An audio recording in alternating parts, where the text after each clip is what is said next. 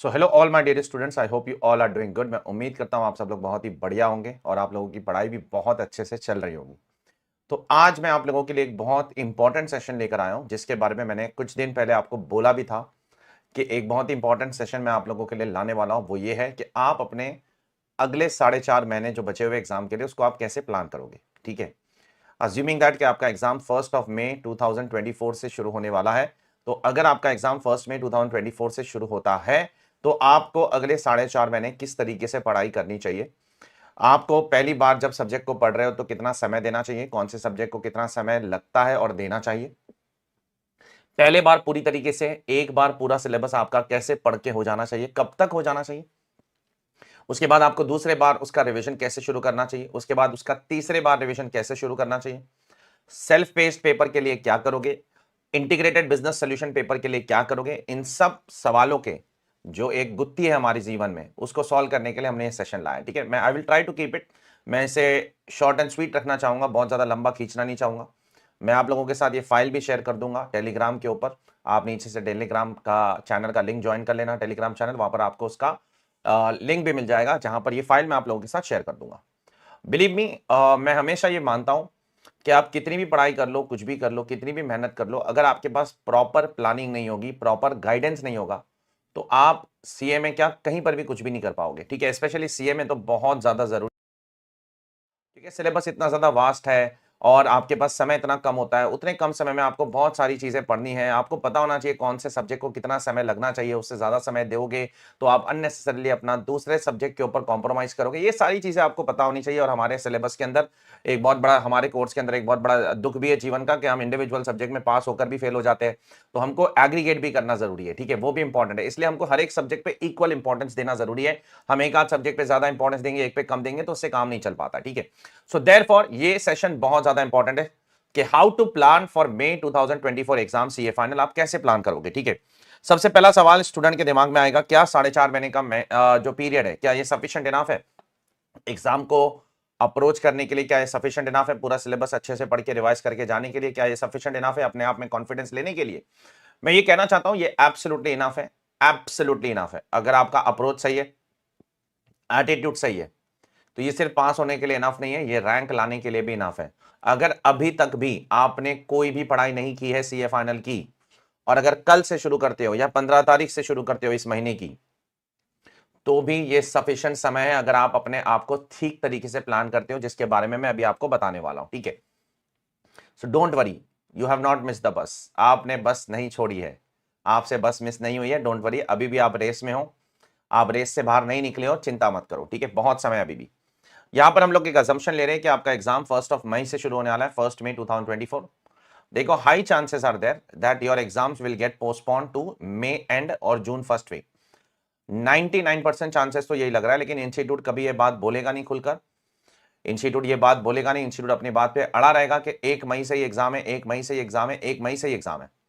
ठीक है, लेकिन मई में जब इलेक्शन होंगे 2024 के जनरल इलेक्शंस, लोकसभा इलेक्शंस, तो ऑब्वियसली ये पॉसिबल ही नहीं है मई में एग्जाम करना। ना ही 2019 में एग्जाम मई में हुआ था, ना ही 2014 में एग्जाम में मई में हुआ था, ना 2009 में एग्जाम मई में हुआ था। हर बार एग्जाम मई एंड में चला जाता है या जून फर्स्ट वीक में। लेकिन फिर भी हम लोग कंजर्वेटिव साइड पे बिलीव करेंगे कि हमारा एग्जाम 1 मई से शुरू होता है। ठीक है, उसके बाद इंस्टीट्यूट बढ़ा देता है इलेक्शन के कारण, तो हमारे लिए वो बोनस होगा, वो सब कुछ बोनस होगा हमारे लिए, सब एक्स्ट्रा डेज होंगे। हम लोग प्रिजम्पशन ये लेकर चलेंगे, हम लोग पढ़ाई इसी तरीके से करेंगे कि 30 अप्रैल हमारा आखिरी दिन है, 1 मई से हमको एग्जाम देने जाना है। बस ये दिमाग में रखकर हमने ये पूरा का पूरा टाइम टेबल बनाया है। सफिशिएंट है sir, much more than sufficient. 4.5 महीने में बच्चा रैंक भी ला सकता है अगर वो ढंग से पढ़ेगा, सही अप्रोच से पढ़ा रहेगा, एक बार भी अभी तक बुक नहीं पढ़ खोला है, रिवाइज किया है, तो भी चल जाएगा, कोई दिक्कत नहीं। ठीक है, नाउ कैसे करेगा स्टूडेंट? फर्स्ट टाइम जब पढ़ रहे हो तो कैसे पढ़ना चाहिए सर हमको? देखो भाई, जब पहली बार पढ़ रहे हो ना, तो ऐसे पढ़ना चाहिए जैसे ये आखिरी बार पढ़ रहे हो। ऐसा सोचना चाहिए कि दूसरे बार मौका आने ही नहीं वाला है। ठीक है, ऐसे सोचना चाहिए। तो सर हमारी पहली वाली रीडिंग कब तक खत्म हो जानी चाहिए? देखो, अगर मैं 15 दिसंबर से प्लान बना रहा हूं, अगर मैं 15 दिसंबर से प्लान बनाऊं, तो आपकी पहली रीडिंग 29 फरवरी के आसपास खत्म हो जानी चाहिए। 25 से 30 फरवरी के आसपास आपकी पहली रीडिंग खत्म हो जानी चाहिए। 29 फरवरी तक का मैंने टाइम दिया हूं। ठीक है, अब कैसे खत्म होगा वो सब मैं आपको बता रहा हूं अच्छे से एक्सप्लेन करके। जब पहली रीड कर रहे हो, ऐसा सोचो कि 1 मार्च से आपका एग्जाम है, ऐसा सोचो, ये एटीट्यूड से पढ़ो।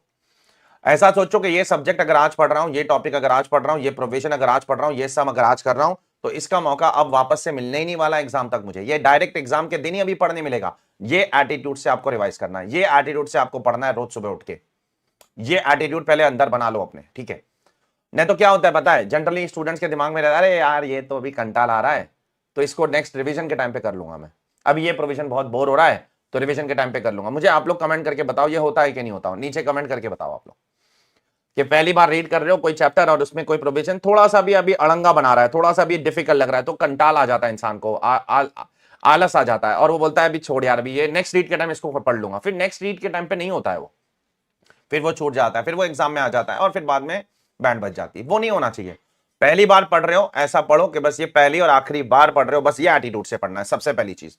दूसरी चीज, कितना घंटे पढ़ना है? सर देखो कितने घंटे पढ़ना है वो सब्जेक्टिव है, लेकिन ऑन एन एवरेज 12 घंटे आपको दिन में इफेक्टिवली पढ़ना है। आपके सारे ब्रेक्स, सारे टाइम पास, सब जो फालतूगिरी आप लोग करते हो टाइम पास के तौर पे, रील्स देखते रहते हो दिन भर, शॉर्ट्स देखते रहते हो, दोस्तों से बात करते हो, खाना पीना, घूमना फिरना, सोना, ये सब छोड़ के 12 घंटे आपको दिन में पढ़ना पड़ेगा। कुछ भी करके 12 घंटे पढ़ना पड़ेगा। You don't have any other option. 12 घंटे इंसान निकाल सकता है, 24 घंटे में से 12 घंटे ही बोल रहा हूं। 6-7 घंटे सो जाओ, 1-2 घंटे खाना खाने में बिता दो, 2-3 घंटे टाइम पास कर लो, फिर भी 12 घंटे है। 12 घंटे इफेक्टिवली आपको निकालना पड़ेगा। हो सके अर्ली मॉर्निंग उठो तो क्या आपका दिन ना निकल जाएगा। अब अर्ली मॉर्निंग हर किसी को होता नहीं उठने, कोई ऐसा रूल नहीं है अर्ली मॉर्निंग उठने वाला ही पास होएगा, जरूरी नहीं है। लेट नाइट पढ़ो, जैसे भी, वो कब उठना है कब नहीं उठना है वो आपके ऊपर है, प्रेफरेंस है। बट प्रेफरेंस ज्यादा दोगे ऊपर, सुबह उठने के लिए प्रेफरेंस दोगे तो अच्छा है। क्या होता है, सुबह 5-6 बजे से पढ़ना चालू कर दोगे, 12-1 बजे तक आपका ना लगभग ना दिन का 70% काम हो जाता है। तो एक कॉन्फिडेंस आप बूस्ट हो जाता है अंदर से, यार आज का काम हो गया, आज का 70% काम मैंने कर लिया। लेकिन ये सब सब्जेक्टिव है, ये आपके ऊपर है। अगर आपको लगता है कि आप रात में पढ़ सकते हो पूरी रात, तो आप रात में पढ़ो, जैसे आपको ठीक लगता है वो पढ़ो। ये उससे कोई फर्क नहीं पड़ता है, आपके कोई मार्क्स के ऊपर कोई फर्क नहीं पड़ेगा, आपके कोई प्रिपरेशन पे कोई फर्क नहीं पड़ेगा। ये जस्ट एक मेरे एक सुझाव था, इसलिए मैंने आपको दे दिया। रात में पढ़ने वाले भी रैंक ला सकते हैं, दिन में पढ़ने वाले भी रैंक ला सकते हैं, सुबह पढ़ने वाले भी रैंक ला सकते हैं। आप कैसे पढ़ते हो उसके ऊपर डिपेंड करता है, कब पढ़ते हो उस पर डिपेंड नहीं करता है। 12 घंटे दिन में पढ़ना है, ठीक है। अब मैं आपको 15 दिसंबर से लेकर 29 फरवरी तक, जो लगभग 2.5 महीने का समय है, उसका मैं आपको पूरा रोड मैप बता रहा हूं। आप जनरली क्या करो, 2 सब्जेक्ट का कॉम्बिनेशन लो, एक प्रैक्टिकल एक theory, practical theory, practical theory. अब बहुत ज्यादा प्रैक्टिकल सब्जेक्ट वैसे भी बचे नहीं है, देखो एफआर और एसएफएम को छोड़कर लगभग सब थियरी है, ठीक है। तो एक प्रैक्टिकल एक थियरी हो नहीं पाएगा, एफआर एसएफएम छोड़कर सब कुछ थियरी है। फिर भी हम लोग कोशिश करेंगे एक प्रैक्टिकल एक थियरी लेने का। पूरा दिन एक सब्जेक्ट पढ़ सकते हैं, पढ़ो, बोरियत हो जाएगी, थोड़ा ज्यादा हो जाएगा। पूरे दिन में 3-4 सब्जेक्ट पढ़ सकते हैं, थोड़ा ज्यादा हो जाएगा। इंटरलिंकिंग करते समय आप कंफ्यूजन हो जाएगा 3-4 दिन बाद, पता नहीं रहेगा पहले दिन क्या पढ़ा था, फिर दोपहर में क्या पढ़ा था, शाम में। 2 subject at a time is a good option, good combination, ये अच्छा कॉम्बिनेशन। तो फटाक से शुरू हो जाओ 15 दिसंबर से। 15 दिसंबर से मैं आपको 27 दिनों का समय देता हूं, 15 दिसंबर से लेकर 10 जनवरी तक। 10 जनवरी 27 दिन है, दिन में 12 घंटे, 12 घंटे के हिसाब से 324 घंटे का समय मैंने आपको दिया। आपको डीटी और एसएफएम इसमें खत्म करना है। उसमें से 27 दिन में से 16 दिन डीटी को लगना चाहिए और 11 दिन एसएफएम को लगना चाहिए। अब उसके अंदर इंटरनल बाइफर्केशन दीजिए आप। दिन में 5 घंटा आप एसएफएम पढ़ लीजिए, 7 घंटा आप डीटी पढ़ लीजिए। देखो मैंने सारा बाइफर्केशन दिया। सबसे पहले आपको टोटल इन दोनों सब्जेक्ट को 27 दिन देने, 27 दिन में 324 घंटे है, 324 में 192 घंटे इधर है और 132 आवर्स इधर है। उसमें इसको 16 दिन देने, इसको 11 दिन देने।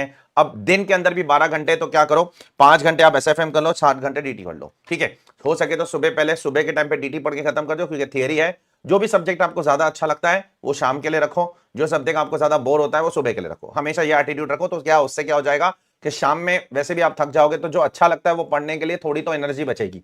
लेकिन शाम में अगर बोलोगे मैं ऑडिट पढ़ूंगा, तो फिर हो गया, ऑडिट हो गया शाम में, फिर वो होने से रहा, फिर वो होने नहीं वाला, ठीक है। तो देयरफॉर सुबह के टाइम पे क्या करने का, वो सब्जेक्ट पढ़ने का जो अच्छा नहीं लगता है, और शाम में वो पढ़ने का जो सब्जेक्ट अच्छा लगता है। ये एटीट्यूड रखने का। इंटरनल ब्रेकअप मैंने आपको बता दिया, ठीक है। अब बात करते हैं हम लोग उसके बाद की जर्नी। सर जब ये 16 दिन और 11 दिन की बात कर रहे हो, तो उसमें क्या क्या करना है? कंप्लीट पोर्शन करना है, ऐसा सोचना है इसके बाद कोई मौका मिलने ही नहीं वाला है, खत्म हो गई बात। इसमें सारे प्रोविजंस पढ़ना है। सर डीटी में कलर बुक से कर ले, यस कलर बुक से कर लो, क्वेश्चन बैंक कर लो, उतना कर लो, काफी है, ठीक है। और अभी रिवीजन वीडियोस भी मैं लाने वाला हूं अगले 3-4 दिन के अंदर, फटाफट फटाफट मैं रिवीजन वीडियोस भी अपलोड करना शुरू करने वाला हूं। आप उसकी भी मदद ले सकते हो टू रिवाइज द सब्जेक्ट, ठीक है। तो सर इसमें सब कुछ खत्म कर देना, यस। आपका कॉन्सेप्चुअल पूरा क्लैरिटी हो जाना चाहिए, जितने सम्स कर रहे हो वो सारे के सारे हो जाने चाहिए। जब सम्स कर रहे हो, कोई सम को प्रॉब्लम आ रही है या सम में दिक्कत आ रही है, तो उसको मार्क कर लो, ताकि जब सेकंड रिवीजन करना है तो सब उतने ही सम्स करना है, फिर सारे के सारे वापस करने का समय नहीं होगा, कर भी नहीं सकते हो। तो पहली बार जो क्वेश्चंस कर रहे हो वो क्वेश्चंस आप खुद से ट्राई करो, खुद से ट्राई करने के बाद अगर आंसर नहीं आता है तो उसको मार्क कर लो, नेक्स्ट रिवीजन में उसको करना है तुमको, ठीक है। केयरफुल रहना। तो इस टाइम पे आपको पूरा पोर्शन कंप्लीट करना है। पूरा पोर्शन, सारे प्रोविजंस पढ़ लेना है, सारे क्वेश्चंस कर लेना है, एमसीक्यू इंस्टीट्यूट का जो है वो सब कुछ करके अभी खत्म करना है। इसके अलावा अलग से तुमको कोई टाइम नहीं मिलने वाला, ठीक है, बी वेरी केयरफुल। उसके बाद 11 जनवरी से लेकर 3 फरवरी लगभग 24 दिन का टाइम दे रहा हूं मैं आपको। 24 दिन में 288 घंटे, उसमें एफआर के लिए मैं 16 दिन दे रहा हूं, ऑडिट के लिए 8 दिन दे रहा हूं। उसी तरीके से आपको बाइफरकेट करना है, हो सके तो सुबह ऑडिट कर लो ताकि ऑडिट का मगजमारी सुबह सुबह फ्रेश माइंड में खत्म हो जाएगा। उसके बाद एफआर क्या प्रैक्टिकल पेपर है वो शाम में करना शुरू कर दो। एफआर करते समय फिर से आपको क्वेश्चंस मार्क करना है, जो क्वेश्चंस डिफिकल्ट लग रहे हैं वो मार्क करना है। नेक्स्ट रिवीजन के टाइम पे आपको सिर्फ वही क्वेश्चन को सॉल्व करना है, सारे के सारे वापस सॉल्व नहीं कर पाओगे, ठीक है। उसके बाद आते हैं हम लोग अगले पेपर की, अगले सेशन की तरफ। इसमें भी आप ऑडिट को 4 घंटा रोज दे दो और एफआर को रोज 8 आवर्स का टाइम आपको देना पड़ेगा, ठीक है। उसके बाद 1 फरवरी से लेकर 20 फरवरी तक जो 20 डेज का टाइम लिमिट है आपके पास, उसमें we have to do what, उसमें we have to do IDT. IDT के लिए वी हैव 10 डेज आईडीटी कर लो, 12 घंटे पर डे, 120 आवर्स में आईडीटी पूरा आपका रिवाइज हो जाना चाहिए, पूरा एक बार अच्छे से हो जाना चाहिए। आईडीटी को 6 घंटा दे दो और उसके बचे हुए टाइम में तो आपके पास 20 दिन का स्लॉट है ना, पर 240 घंटे, 120 घंटे आईडीटी करोगे और 120 घंटे क्या करोगे, और 120 घंटे आप करोगे अपना सेल्फ पेस पेपर। करना ही पड़ेगा, आपके पास ऑप्शन नहीं है, सेल्फ पेस पेपर आपको करना पड़ेगा। दोनों पेपर को 5-5 दिन आप दे दो, जितना भी आपको समय लगता है उस हिसाब से 5-5 दिन मच मोर देन इनफ है मेरे हिसाब से। सर कैसे करें इसको, बस इसको क्या करो, आप इंस्टीट्यूट का मटेरियल खोलो और उसको खोल के पढ़ना चालू कर दो, उसके अंदर मार्क करना चालू कर दो, बस पेन से, हाइलाइटर से, जिससे भी हर पेज को पढ़ो, मार्क करना चालू कर दो, पूरे सब्जेक्ट की अंडरस्टैंडिंग लेके छोड़ दो, ठीक है। इसमें कुछ रटना नहीं है, कुछ नहीं करना है, ठीक है। इसमें क्लासेस वासेस करना है, देख लो आप, अपनी पर्सनल डिसीजन है। मेरे हिसाब से तो वो समय की बर्बादी है, क्योंकि क्लासेस के अंदर कोई भी एक एक लाइन पकड़ के आपको वो पढ़ाने नहीं वाला है। 30-40-50 घंटे में क्या ही पढ़ा देगा कोई। तो अगर हो सके तो खुद से ही पढ़ के खत्म कर दो, that is much more than enough, ठीक है, वो काफी है मेरे हिसाब से, वो काफी है। उसके बाद में सेल्फ पेस हो जाएगा ये आपका 20 फरवरी तक। उसके बाद 8-9 दिन तक आपको क्या करना है, सेल्फ पेस भी करना है। अगर सेल्फ पेस यहां खत्म नहीं होता तो यहां कंटिन्यू करो सेल्फ पेस को, और 9 दिन में आपको आईबीएस इंटीग्रेटेड बिजनेस सॉल्यूशन में आपके पास एक ही ऑप्शन है कि इंस्टीट्यूट जितनी केस स्टडीज डालता है वो आप सॉल्व करते जाओ, करते जाओ, करते जाओ, करते जाओ, करते जाओ, दैट्स इट। डायरेक्ट टैक्स से रिलेटेड कोई डाउट है तो आप मुझे पूछ सकते हो, बाकी उसके अलावा बाकी कोई डाउट अगर मुझसे पूछोगे तो मैं वैसे भी सॉल्व नहीं कर पाऊंगा। तो अगर डायरेक्ट टैक्स से रिलेटेड कोई डाउट है, और मेरे हिसाब से शायद 8 केस स्टडीज इंस्टीट्यूट ने अपलोड किए, उसमें से 3-4 तो डायरेक्ट टैक्स के ऊपर ही है, तो मोस्टली डायरेक्ट टैक्स के ऊपर और मेनली आईबीएस के अंदर ना डीटी आईडीटी आपका स्ट्रांग होना चाहिए। अगर डीटी आपका डिटेल में स्ट्रांग नहीं है ना, आप आईबीएस नहीं सॉल्व कर पाओगे, ठीक है। आईबीएस के अंदर डीटी और आईडीटी एकदम तगड़ा होना चाहिए। तगड़ा मतलब आपने जब डीटी का पैच पढ़ा था ना तो वो डिटेल में पढ़ा होना चाहिए। अगर वही डिटेल में नहीं पढ़ा है ना तो आईबीएस में आप लटक जाओगे बुरी तरीके से। आप देखो इंस्टीट्यूट के 8 क्वेश्चन में से 4 के 5 क्वेश्चन लगभग डीटी और आईडीटी के ऊपर ही है, आप चेक कर लेना। तो आईडीटी और डीटी पे कंट्रोल होना, प्रॉपर होल्ड होना, जबरदस्त नॉलेज होना, प्रैक्टिकल नॉलेज होना बहुत ज्यादा जरूरी है। इस तरीके से आप अपना पहला पूरा का पूरा सेशन खत्म करोगे टिल 29 ऑफ फेब, ठीक है। उसके बाद आप, ये बहुत इंपॉर्टेंट एक्सरसाइज है जो मैं करता था अपने टाइम पे। रोज रात में मैं क्या करता था पता है, रोज रात में जब मेरा सपोज 9-10 बजे खत्म हो जाता था पढ़ के पूरा दिन, उसके बाद में मैं सो जाता था, बेड पे जाता था, आंख बंद करता था, बुक अपने बाजू में रखता था और आंख बंद करके मैं रिकॉल करता था कि मैंने पूरे दिन क्या किया, what I have done for the entire day. जो भी मैंने किया था ना पूरे दिन, वो मैं रिकॉल करने की कोशिश करता हूं, ठीक है। उसमें से कुछ चीजें रिकॉल हो जाती, कुछ चीजें नहीं होती। जो नहीं होती ना, फटाक से मैं अपना फोन का टॉर्च चालू करता था, उसमें मोबाइल में लाइट भी नहीं चालू करता था, फोन का टॉर्च चालू करता था, बुक पे मारता था, अच्छा ये ऐसा है क्या, अच्छा चलो। अभी नेक्स्ट टाइम जब आप पढ़ोगे ना, आप कभी जिंदगी में वो चीज भूलोगे नहीं फिर, ठीक है।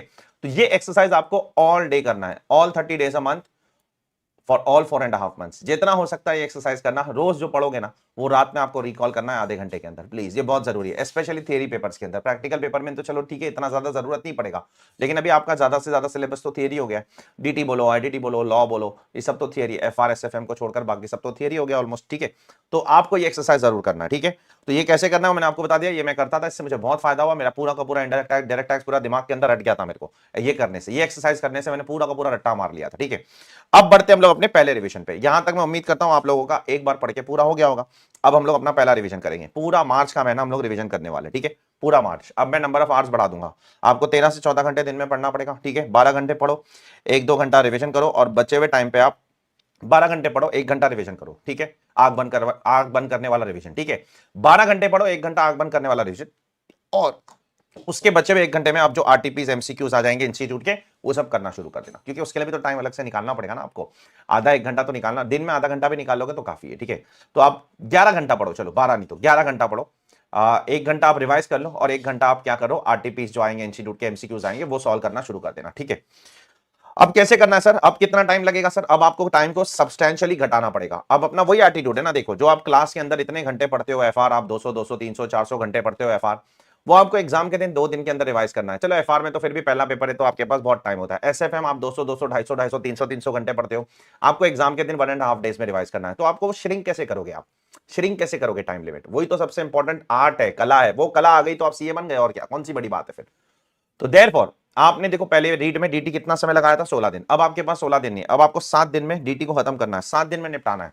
ये टैलेंट आना चाहिए आपको, ठीक है। अब ये कैसे आएगा, अगर आपने पहली बार ढंग से पढ़ा होगा तो दूसरी बार हो जाएगा 7 दिन में, 40-30% टाइम में हो जाता है। एवरी टाइम यू रिवाइज पिछले टाइम से 20-30% कम होना ही है, उसका होना ही है। तो पहली बार अगर आपने ढंग से पढ़ा था, अच्छे से पढ़ा था, तो आपका दूसरे दिन में उसके 40% टाइम, मतलब 16 दिन का 7 दिन में खत्म हो जाएगा। डोंट वरी, आप अपने आप पे कॉन्फिडेंस रखिए। और आपको करना भी, ऑप्शन भी क्या है आपके पास दूसरा, ठीक है। आपको यही अप्रोच फॉलो करना है। ये अप्रोच से करोगे तो आप सही रास्ते पे जा रहे हो, नहीं तो दिक्कत होगी। हाँ, आप अपना भी टाइम टेबल बना सकते हो, मैं नहीं कह रहा हूं कि ये टाइम टेबल दुनिया का सबसे बेस्ट टाइम टेबल है। आपके पास इससे बेहतर टाइम टेबल है, आप मेरे साथ जरूर शेयर कीजिए, मैं भी स्टूडेंट्स के साथ शेयर करूंगा। नेक्स्ट, उसके बाद आप 4 से 5 दिन के अंदर, 8 9 10 11 4 दिन में आपको एसएफएम खत्म करना है, ठीक है। उसके बाद 3-4 दिन के अंदर आपको ऑडिट खत्म करना है, और आपको 6-7 दिन के अंदर आपको एफआर खत्म करना है, और उसके बाद में आपको 5-6 दिन के अंदर आपको क्या, आईडीटी खत्म करना है, और उसके बाद में आपको आईबीएस की केस स्टडीज रिवाइज करना है। अब देखो ये मार्च का जो महीना है ना, यहां पर आपको सेल्फ पेज रिवाइज करने का मौका नहीं मिलने वाला है। देखो भाई, जो करना है ना सेल्फ पेज जो करना है वो यहां कर लो और यहां कर लो बस। इसके अलावा भी आपको मार्च में मैं अलग से टाइम नहीं दे सकता हूं सेल्फ पेस्ट के लिए। उतना टाइम सेल्फ पेस्ट को अगर देते रहोगे, क्योंकि उसमें तो रीड ही करना है ना, वो तो जब भी टाइम मिलेगा बुक खोल के रीड करते रहो, और क्या, ठीक है। तो ये आपको करना है आपके फर्स्ट रिवीजन की तरफ। अब आपका आ चुका है फाइनल लैप, ठीक है। फाइनल लैप मतलब एग्जाम के 1 महीने पहले, अज्यूमिंग दैट एग्जाम 1 मई से हो रहा है, जो 99% नहीं होने वाला है, मैं मानता हूं ये बात, बट स्टिल हम लोग कंजर्वेटिव साइड पे रहेंगे और हमको बाद में एक्स्ट्रा टाइम मिल जाएगा तो अच्छी बात है ना, हम लोग और रिवाइज कर लेंगे, ठीक है। वो एक्स्ट्रा टाइम का क्या करना है उसके लिए बाद में हम लोग बनाएंगे कुछ ना कुछ, एक अपना रोड मैप बना लेंगे, बाद में हम लोग कुछ ना कुछ बना लेंगे स्ट्रेटेजी क्या करना है उस एक्स्ट्रा टाइम का। फिलहाल तो 1 मई से शुरू हो रहा है, वो हिसाब से चलते हैं, ठीक है। अब इसमें आपको फटाफट रिवाइज करना है, और इसमें आपको मॉक भी करना है। मॉक करना पड़ेगा। मॉक मतलब क्या, ओरल मॉक टेस्ट नहीं देना है तुमको पेपर लिखना है बैठ के 3 घंटा, जितना आता है लिखो। 20 मार्क का आता है 20 मार्क का लिखो, 50 मार्क का आता है 50, 100 मार्क का आता है 100 मार्क का लिखो, जितना आता है लिखो, लेकिन लिखना जरूरी है। इस मॉक टेस्ट का उद्देश्य पास होना नहीं है। इस मॉक टेस्ट का उद्देश्य है कि आपको एग्जाम के पहले लिखने आता है कि नहीं आता है, आपका हाथ चल रहा है कि नहीं चल रहा है, चल रहा है तो कितने नंबर का लिख पा रहे हो आप, कितने नंबर छोड़ दिए आपने। ये उद्देश्य है इस मॉक टेस्ट का। इस मॉक टेस्ट का उद्देश्य ये नहीं है कि आपको 100 में से 70 नंबर आएंगे तो ही आप सीए बनने वाले, बिल्कुल फर्क नहीं पड़ता है उससे। एक फील लेना है, एक नेट प्रैक्टिस होता है ना, जब एक क्रिकेटर वर्ल्ड कप फाइनल खेलने जाता है तो नेट में प्रैक्टिस करता है ना, तो ये उद्देश्य से तो नहीं जाता ना, मैं आउट हो जाऊंगा तो क्या होगा, अरे तो आउट होएगा तो होएगा, तो क्या दिक्कत होती है, आउट होएगा तो नेट में ही आउट हो रहा है ना, मैच में आउट थोड़ी हो रहा है। तो नेट में आउट हो जाओ ना, मैच में आउट होने से बेहतर है, ठीक है। तो यहां पर पेपर देना बहुत जरूरी है। कैसे दोगे आप, एसएफएम से शुरू करो। सबसे पहले आप 1 अप्रैल 2.5 दिन एसएफएम पढ़ो। अब 2.5 दिन में खत्म करना पड़ेगा जो चीज आपने यहां पर कितने दिन में खत्म की थी, लगभग 4 दिन में। अब आपको ये 2.5 दिन में खत्म करना पड़ेगा। 2.5 दिन में खत्म करो और आधा दिन मॉक टेस्ट दे दो, ठीक है। आधा दिन मतलब 3 घंटा शाम के टाइम पे, तीसरे दिन शाम पे मॉक टेस्ट दे दो, और उसके बाद ऑडिट शुरू करो, ठीक है। ऑडिट, ठीक है, ऑडिट शुरू करो। 2.5 दिन में रिवाइज करो मॉक। उसके बाद डीटी 2.5 दिन में तो होने नहीं वाला है, 3.5 दिन देना पड़ेगा आपको। मॉक टेस्ट करो, लेकिन एग्जाम के दिन वही डीटी आपको 1.5 दिन में पढ़ना है, ठीक है। तो हम लोग थोड़ा थोड़ा ग्रेजुअली टाइम कम करेंगे, सडनली कम नहीं कर देंगे। पहले हमने 16 दिन दिया, फिर 7 दिन दिया, फिर 3.5 दिन दिया। अब एग्जाम के दिन हो सकता है भगवान की कृपा होगी तुम्हारे ऊपर तो हो जाएगा 2 दिन में भी रिवाइज आराम से, डोंट वरी, बिकॉज आपने ग्रेजुअली टाइम कम किया है, ठीक है। सडनली कम कर दोगे, एक बार आप 16 दिन में पढ़ोगे और अगले दिन बोलोगे 2 दिन में डीटी रिवाइज करना है, वो नहीं होने वाला है। ग्रेजुअली आपको कम करना पड़ेगा। उसी तरीके से आईडीटी, उसके एफआर, और उसके बाद सेल्फ पेस्ट के लिए मैं 6-7 दिन दे रहा हूं, क्योंकि सेल्फ पेस्ट और आईबीएस आपको साथ में ही पढ़ना पड़ेगा, क्योंकि बिना सेल्फ पेस्ट के आप आईबीएस को टच भी नहीं कर पाओगे, क्योंकि उसके अंदर कॉर्पोरेट लॉ, उसके अंदर एससीएमपी, उसका भी इंप्लीकेशन थोड़ा बहुत आ सकता है, ठीक है। कुछ बहुत ज्यादा इंप्लीकेशन है भी नहीं, मैं ऑनेस्टली बताता हूं। जो सेल्फ पेस्ट वाले पेपर्स है ना, उनका आईबीएस में बहुत ज्यादा इंप्लीकेशन आने भी नहीं वाला है, थोड़ा बहुत 5-10 मार्क का इंप्लीकेशन है। उसके लिए बहुत ज्यादा समय आप बर्बाद नहीं करना during the study leave. Study leave में आप अपने मेन 5 सब्जेक्ट पे ज्यादा फोकस करो, उसकी कोचिंग पे ज्यादा अच्छे से फोकस करो, ठीक है। सेल्फ पेस्ट वाला आपको टाइम है, आपके पास समय है तो आप करो। वैसे आपके पास समय की कटौती है, अभी आपके पास इतना समय है नहीं, इसलिए मैं बोल रहा हूं टाइम है तो करो, आप कोई दिक्कत नहीं, कोचिंग करो, जो करना है करो, कोचिंग करने में कोई दिक्कत नहीं है। उसके बाद ये सब चीज आपको इस तरीके से करना पड़ेगा, ठीक है। उसके बाद सर 24 तारीख खत्म हो गई, उसके बाद क्या, उसके बाद 25 से लेकर 30 तारीख तक आप सिर्फ और सिर्फ एफआर पढ़ोगे और कुछ नहीं पढ़ोगे, ठीक है। पहले पेपर की तैयारी करोगे, बराबर, पहले पेपर की तैयारी करोगे। और ये कुछ फैक्टर्स हैं, इस तरीके से आपको अपने 3 लेयर का रिवीजन करना है। जब पहला पढ़ रहे हो पहली बार, तो आपको ऐसे पढ़ना है जैसे दूसरी बार पढ़ने का मौका ही नहीं मिलेगा। तो जब दूसरी बार रिवाइज करोगे ना, जब फर्स्ट रिवीजन करोगे मार्च में, तो आपको देखो बहुत मजा आएगा, फास्ट होगी चीजें, फास्ट होगी, चीजें फास्ट होगी, चीजें रिकॉल होगी। लेकिन अगर पहले बार ये एटीट्यूड बना लिया, अरे ये प्रोविजन बाद में कर लेंगे, ये क्वेश्चन बाद में कर लेंगे, ये बाद में कर लेंगे, ये तो बाद में कुछ नहीं होता है, बाद में कभी आता नहीं है, बाद में फिर अगले अटेम्प्ट में आता है, ठीक है, ये एटीट्यूड मत करना प्लीज। अगले अटेम्प्ट में आता है बाद में। मैं एक्सपीरियंस से बता रहा हूं बच्चों के, मेरे पर्सनल एक्सपीरियंस से नहीं बता रहा हूं, मेरे को कोई अटेम्प्ट नहीं लगाता, बच्चों के एक्सपीरियंस से बता रहा हूं जो बेचारे ऐसा करते हैं और फिर बाद में पास नहीं हो पाते, ठीक है। तो मैं आपके साथ वो पहले ही एडवांस में शेयर कर दे रहा हूं, अभी शेयर करूंगा एडवांटेज है, मार्च या अप्रैल में शेयर करूंगा कोई मतलब नहीं बनता है, ठीक है। मार्च और अप्रैल में तो सब स्ट्रैटेजी बनाते हैं, 5 महीने पहले स्ट्रैटेजी बनाएंगे तो कोई सेंस बनता है। देयरफॉर आपको पहली बार ही ऐसे पढ़ना है जैसे आप आखिरी बार पढ़ रहे हो, दूसरी बार का रिवीजन मौका मिल गया तो बस सोने पे सुहागा है। जैसे अभी कैसा इंस्टीट्यूट अगर दे दी मई में छुट्टी तो सोने पे सुहागा है, वैसा एटीट्यूड लेके चलना है, दूसरे बार मिलने ही नहीं वाला है पढ़ने। मिल गया तो बहुत बड़ी बात है भाई, ये तो अच्छी बात है। ऐसा सोचो 29 फरवरी लास्ट डे है, 1 मार्च से एग्जाम है, बस ये एटीट्यूड। और फिर जब मार्च में रिवीजन शुरू करोगे तो सोचने का मार्च 31 मार्च लास्ट डे, 1 अप्रैल से एग्जाम है, बस ये एटीट्यूड। और 1 अप्रैल से तो सही में एग्जाम है आपका, क्योंकि आपको मॉक करना है 1 अप्रैल से, ठीक है। 1 अप्रैल से पढ़ाई करके आपको मॉक करना है 2-3 दिन के अंदर, ये एटीट्यूड होना चाहिए। देखो जर्नी कठिन है, इंपॉसिबल नहीं है, जर्नी मजेदार है, लेकिन full of enjoyments, full of ups and downs. इसमें कुछ बुरे दिन भी आएंगे आपके, कुछ अच्छे दिन भी आएंगे। जिस दिन आपने 12 के बदले 14 घंटे पढ़ लिया, कुछ बुरे दिन होंगे जिस दिन आप 7 घंटे भी नहीं पढ़ पा रहे हो, इट्स ओके, इट हैपेंस। लेकिन वो बुरे दिन हर दिन नहीं आना चाहिए, हर दूसरे दिन वो बुरा दिन नहीं आना चाहिए। 15 दिन में एक बार बुरा दिन आ गया, इट्स ओके, होता है ऐसा, इंसान अल्टीमेटली। उस दिन आप आधा दिन पढ़ो, आधा दिन आराम करो, चिल करो, आराम करो, दोस्तों से मिलो, बात करो, घर वालों से मिलो, मूवी देखो, जो करना है करो, इट्स ओके। लाइफ का पार्ट एंड पार्सल है सब कुछ। कुछ चीजें और दिमाग में रखना, ठीक है, you have to work the hardest. आपने जीवन में आज तक जितनी मेहनत नहीं की थी उतनी मेहनत करना है आपको अगले 4, 4.5, 5 महीने के लिए, प्लीज ये चीज दिमाग में रखना। इतनी मेहनत जीवन में आपने कभी ना की थी, ना करोगे। कंसिस्टेंटली 15-15 घंटे, 14-14 घंटे पढ़ना कंटिन्यूसली, इतना कोई आसान काम नहीं है, लेकिन आपको करना है। ये पिछले बच्चे भी किए थे, आपको भी करना है, ठीक है। दूसरी चीज, सेलफोन को डाइवोर्स दे दो सबसे पहले। डाइवोर्स देने का मतलब ये नहीं है कि मैं उठा के फेंक दूं कहीं कचरे के डब्बे में, नहीं नहीं, आप बंद करके रखो जब पढ़ाई कर रहे हो प्लीज। उसका एडिक्शन बहुत बुरा है, उसी की वजह से 90% बच्चे फेल होते हैं आज की तारीख में। फोकस नहीं होता है, रील्स देखते रहते हैं, यूट्यूब शॉर्ट्स देखते रहते हैं, चीजों पे फोकस नहीं होता है। CA is about focus, it's about patience, it's about hard work, it's about determination, it's about commitment, it's about consistency. ये बड़े बड़े शब्द मैंने बोल दिया, लेकिन ये सारे शब्द आप एक्सपीरियंस करोगे। ये सारे शब्द आप डिक्शनरी से, ऑक्सफोर्ड डिक्शनरी से पढ़ के कभी इसका मतलब नहीं समझ पाओगे। ये जब आप सीए फाइनल का प्रिपरेशन करोगे ना, अभी हार्डकोर, आपको इन सब का हार्ड वर्क का मतलब क्या होता है अभी सीए फाइनल सिखाएगा। कंसिस्टेंसी का मतलब क्या होता है सीए फाइनल सिखाएगा। कंसिस्टेंटली पढ़ने से ही आप आगे बढ़ोगे। डिटर्मिनेशन का मतलब क्या होता है, 3 घंटे बैठना है मतलब बैठना है, दिन में 14 घंटे 12 घंटे बैठना है मतलब बैठना है, वो सीए फाइनल सिखाएगा। ये सारे वर्ड जो मैं बोल रहा हूं ना, पेशेंस क्या होता है, ये सीए फाइनल सिखाएगा आपको। चिढ़ हो जाएगी आपको किसी किसी दिन कुछ चीजों से, आप लेकिन पेशेंस रखो, धैर्य रखो, कामनेस रखो, ये सब आपको एक बेहतर इंसान बनाएगा, जरूर देख लेना आप लोग। मैरी, डाइवोर्स कर दो सेलफोन को, सेलफोन को तलाक दे दो और कंसिस्टेंसी से शादी कर लो। मैरी कंसिस्टेंसी, कंसिस्टेंसी का मतलब क्या है, 12 घंटे मतलब 12 घंटे।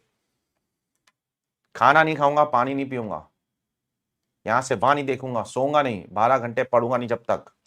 इफेक्टिवली सिर्फ समय बताना, सिर्फ घड़ी को घूमने देना 12 घंटे नहीं होता है। वो जब घड़ी घूम रही है तो आप भी, आपका भी दिमाग घूमना चाहिए किताबों के साथ। नहीं तो पता चला सर ने बोला 12 घंटे बैठना है तो बैठ गए सोफे पे 12 घंटे, ऐसा थोड़ी होता है। 12 घंटे इफेक्टिवली, इसलिए मैंने पहले ही बोल दिया भाई, इफेक्टिव स्टडीज होनी चाहिए। इफेक्टिव नहीं होगा तो कोई मतलब नहीं बनता है, ठीक है। इफेक्टिव स्टडीज होना चाहिए, एक भी दिन उसमें गैप की कोई गुंजाइश नहीं होनी चाहिए। अगर होती है तो चलो ठीक है, कभी 15-20 दिन में एक आध बार हो जाती है गैप तो ठीक है, अदरवाइज गैप नहीं होना चाहिए। कोशिश कीजिए कि उसमें एक भी दिन का गैप नहीं हो, एक भी दिन का गैप नहीं हो, कोशिश कीजिए। और जब आप पढ़ने बैठ रहे हो तो कोई भी सेशन आपका 3 घंटे से पहले खत्म नहीं होना चाहिए। नहीं तो बच्चा 10 मिनट बैठता है, अरे यार थोड़ा चाय पी के आता हूं, ठीक है। फिर 15 मिनट बैठा, अरे यार थोड़ा सा न्यूज़पेपर पढ़ के आता हूं, ठीक है। अरे यार थोड़ा रील्स देख लेता हूं, ठीक है। अरे यार थोड़ा दोस्त से बात, अरे भाई ये सब करोगे तो कुछ नहीं होने वाला लाइफ में, प्लीज। मैं थोड़ा सा हार्श लगूंगा, थोड़ा रूड लगूंगा आज, इट्स ओके। अगर मेरी बातें आपको चुभ रही है तो चुभने दो, मैं चाहता हूं कि आपको चुभे, मेरी बातें चुभे आपको, मेरी बातें बुरी लगे आपको तो मुझे गलत प्रूव कर देना फिर आप लोग, और आप पास हो जाना। उससे ज्यादा खुशी का मौका मेरे लिए जीवन में कोई नहीं होगा कि आप मुझे गलत प्रूव करके आप पास हो जाओ, आप मुझे गाली देकर आप पास हो जाओ, बस मेरे लिए वो ज्यादा इंपॉर्टेंट है। चलेगा आप मुझे बोलो उल्टा सीधा, सर ऐसे कैसे बोल रहे हो आप, हम लोग क्या टाइम पास करते हैं, करते हो आप लोग टाइम पास, हर कोई, मैं खुद करता हूं तो मैं आपको क्यों नहीं बोलूंगा, मैं खुद करता हूं, मैं इतना बड़ा हो गया हूं, मैच्योर मानता हूं मैं अपने आप को, मैं खुद टाइम पास करता हूं, बैठ के रील्स देखते रहता हूं, शॉर्ट्स देखते रहता हूं। तो आप नहीं कर सकते हो क्या? आप तो यंग एज वाले हो, आपका तो काम ही वो है आज की तारीख में, ठीक है। लेकिन आपको इन सब चीजों से दूर रहना है, प्लीज। हाथ जोड़कर आप सबसे विनंती करता हूं मैं, प्लीज इन सब चीजों से आपको बहुत बहुत बहुत ज्यादा दूर रहना है, ठीक है। Last but not least, believe yourself, अपने आप पे भरोसा रखिए। पास्ट में आपके साथ क्या हुआ है, सीए फाउंडेशन में आप पहले अटेम्प्ट में पास नहीं हुए, सीए इंटर में आप पहले अटेम्प्ट में पास नहीं हुए, या सीए फाइनल में आपको अटेम्प्ट लग चुके हैं, ये सब चीज कोई मायने नहीं रखती है अगले 4.5 महीने, कोई मायने नहीं रखती है। अगले 4.5 महीने मायने रखती है, तो अगले 4.5 महीना कैसे कैसे बिताओगे आप, आपने पिछले अपने 20 साल कैसे बिताए, वो कोई मायने नहीं रखती है। अगले 4.5 महीने कैन मेक योर करियर और can break your career. That ball is in your court, आपके हाथ में है सब कुछ। आपको करियर बनाना है या बिगाड़ना है, सब कुछ आपके हाथ में है। मैं तो सिर्फ आपको प्रेरणा दे सकता हूं, मेरी प्रेरणा शायद 1 दिन काम करेगी, 2 दिन काम करेगी, लेकिन आपको अपने आप को सेल्फ मोटिवेटेड रखना है 365 दिन। 365 दिन से ये बनने के बाद भी सेल्फ मोटिवेटेड रखना है, क्योंकि काम तो जीवन में करना ही है हमें हमेशा।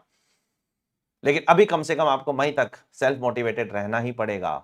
दिन बुरे आएंगे, अच्छे आएंगे, बुरे दिन को भी टैकल करना है, अच्छे दिन से बहुत ज्यादा ओवर एक्साइटेड नहीं होना है, अति उत्साहित नहीं होना है, ठीक है।